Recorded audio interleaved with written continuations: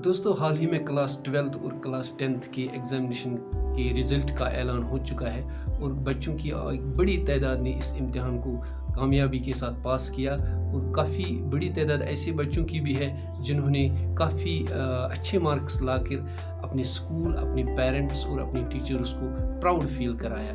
लेकिन आज का वीडियो जो है ये उन बच्चों के नाम है जो किसी न किसी वजह से इस एग्ज़ाम को क्वालिफाई नहीं कर सके और अगर क्वालिफाई किया भी तो अच्छे नंबरात हासिल करने में कामयाब नहीं हो सके। दोस्तों हर बच्चा अलग होता है, हर बच्चे में अलग अलग टैलेंट होता है, लेकिन हमारा जो आज का प्रेजेंट एग्जामिनेशन सिस्टम है जो बच्चे को एसेस करता है, इवेलुएट करता है, वो इतना स्ट्रॉन्ग या इतना फूल प्रूफ नहीं है कि वो हर बच्चे की हर काबिलियत को जांचे या परखे। इसका ये मतलब है कि हर कोई बच्चा जो आज के इस इम्तिहान में नाकाम हुआ है ये ज़रूरी नहीं कि वो नाकाबिल है। दोस्तों हमारे इम्तिहानात में प्रोजेक्ट वर्क, असाइनमेंट्स या वाइवा का कोई कॉन्सेप्ट ही नहीं है और अगर है भी तो उसको लीस्ट प्रेफरेंस दी जाती है। अगर कोई बच्चा बोलना जानता है और लिखाई में कमज़ोर है तो इस इम्तिहान के मुताबिक वो बच्चा नाकाबिल है। या अगर कोई बच्चा प्रैक्टिकल हैंड में काफ़ी मजबूत है, काफ़ी स्ट्रॉन्ग है, लेकिन लिखाई में वो कमज़ोर है तो इस इम्तिहान के हिसाब से वो बच्चा नाकाबिल ही है। दोस्तों हमारे यहाँ पे आज भी ट्रेडिशनल तरीके से ही इम्तिहानात लिए जाते हैं और ट्रेडिशनल तरीके से ही पेपर भी सेट किए जाते हैं। अगर इस इम्तिहान में कोई बच्चा बैठता है तो उसको ज़बानी सवालात याद करने की क़ुव्वत यानी क़ुव्वत हाफ़िज़ा मज़बूत हो और उसको जल्दी पेपर पे सवालात के जवाबात लिखने की क़ुव्वत हो तो बच्चा कामयाब हो सकता है। और इस तरीके के एग्ज़ामिनेशन में मतलब प्रॉब्लम सॉल्विंग, क्रिटिकल थिंकिंग या आइडिया जनरेशन को चेक करने के लिए या उसको एसेस करने के लिए कोई जगह नहीं है, कोई तरीक़ेकार नज़र नहीं आता। अगर आता है कोई एक तरीक़ेकार नज़र आता है तो वो सिर्फ क़ुव्वत हाफ़िज़ा को चेक करने का यानी पावर ऑफ मेमोराइजिंग थिंग्स।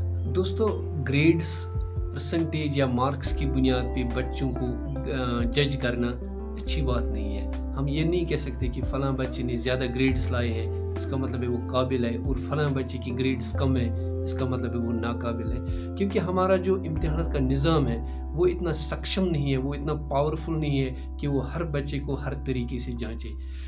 मिसाल के तौर पर कोई बच्चा 4 सवाल याद करके एग्ज़ामिनेशन में जाता है तो जब वो पेपर देखता है तो चारों के चारों क्वेश्चंस पूछे गए होते हैं तो वो आसानी से उन 4 सवालों के जवाब लिखते हैं और वो क्वालिफाई होता है।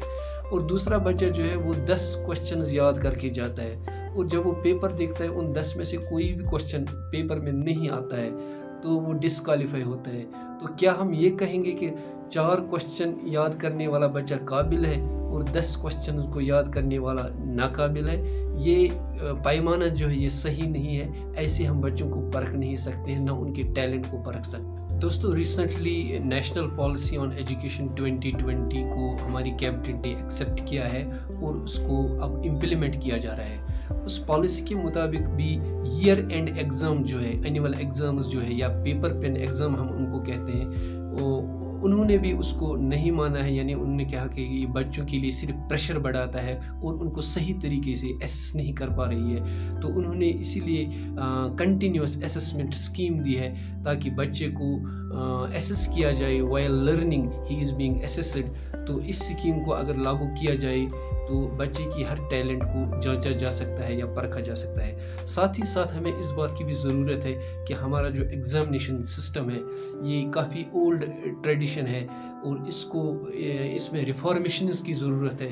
बल्कि जो पेपर सेटिंग है, पेपर को इस तरीके से सेट किया जाए ताकि बच्चे की क्रिटिकल थिंकिंग, उसकी आइडिया जनरेशन, उसका जो क्रिएटिविटी उसको चेक किया जाए और उसको एसेस किया जाए, ताकि हम ये कह सकते हैं कि अगर बच्चा एग्ज़ाम में पास हुआ तो हम ये कह सकते हैं कि ये बच्चा काबिल है क्योंकि इसने ये एग्ज़ाम पास किया जिसमें क्रिटिकल थिंकिंग को भी एसेस किया गया, जिसमें आइडिया जनरेशन को भी एसेस किया गया, जिसमें बच्चे की बेसिक नॉलेज को भी एसेस किया गया, ताकि हमारी जो निज़ाम तालीम है उसमें इनकलाब आ सके। Thank you very much.